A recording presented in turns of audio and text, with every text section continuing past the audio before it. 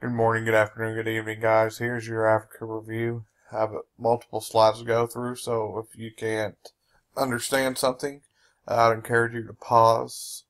That way it will help you pick up the necessary information. These are going to be some of the questions that might be possible on the test. I would encourage you to look over the information, and if you don't understand something, pause it, rewind it, and go from there. Geography. Africa is the second largest continent and second most populated continent in the world. They have many physical geographical features that make them unique, such as the Sahara Desert, the Nile River, and Mount Kilimanjaro. The geography continued. It talks about desertification, which is the expansion of the Sahara Desert.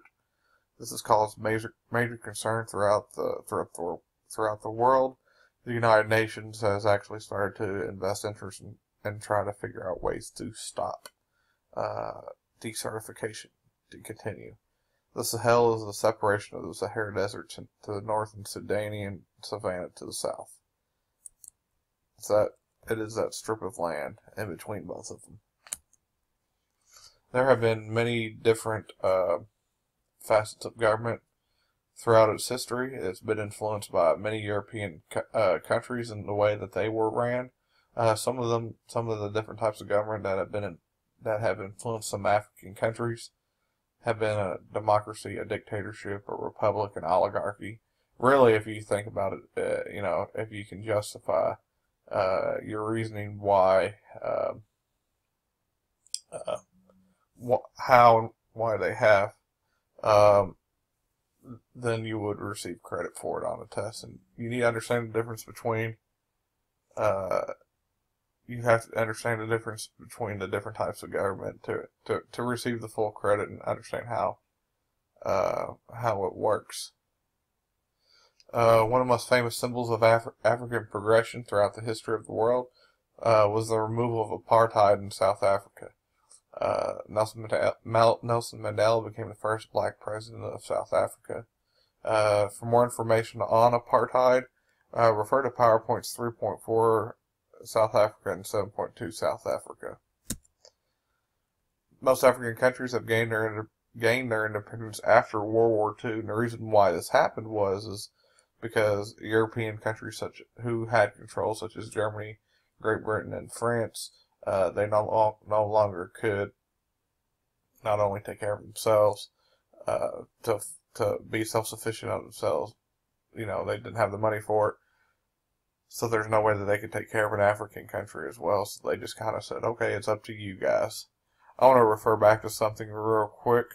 We talked about second largest and second most populated is actually the most poor. It is the poorest country, or poorest continent as well.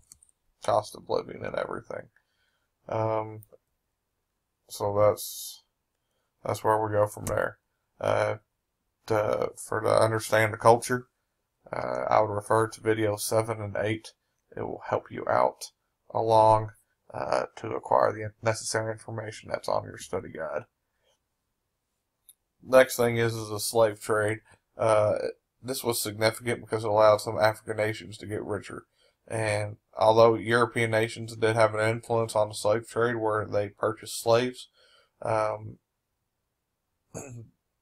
typically how the slaves were caught is through warring tribes, and they would sell the captured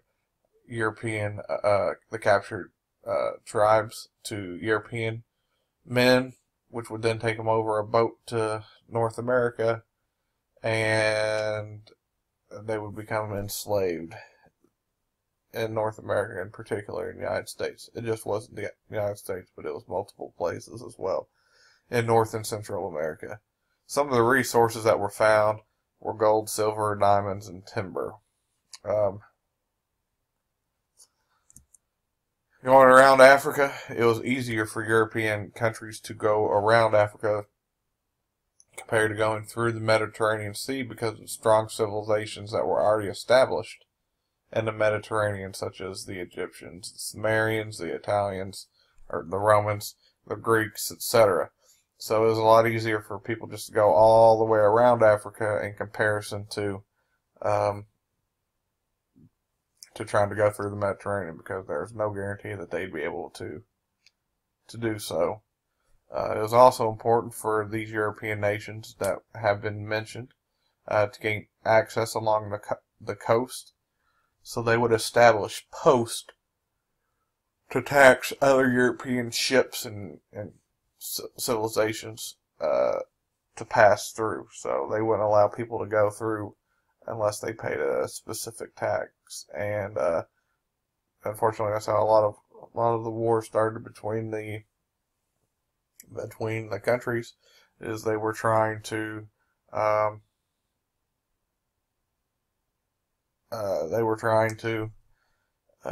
gain access to these ports. So it was really important for them to have some ports.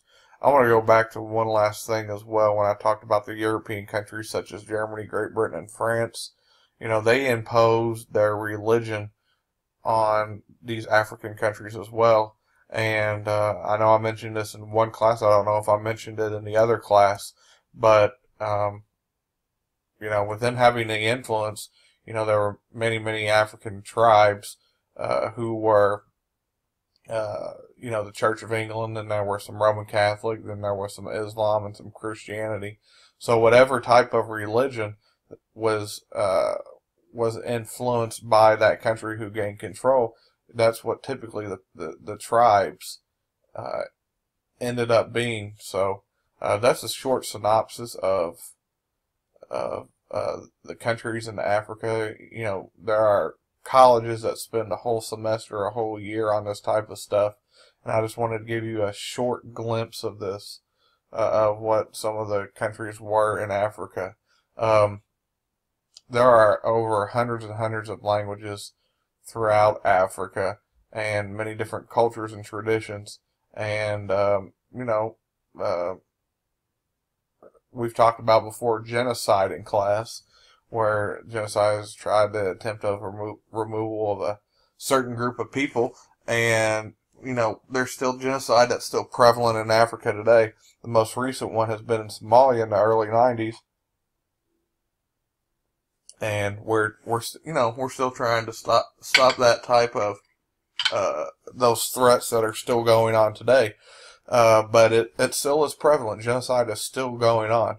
So that's something that you might want to consider whenever we're going over, or whenever you have the test. Just kind of keep that in the back of the mind.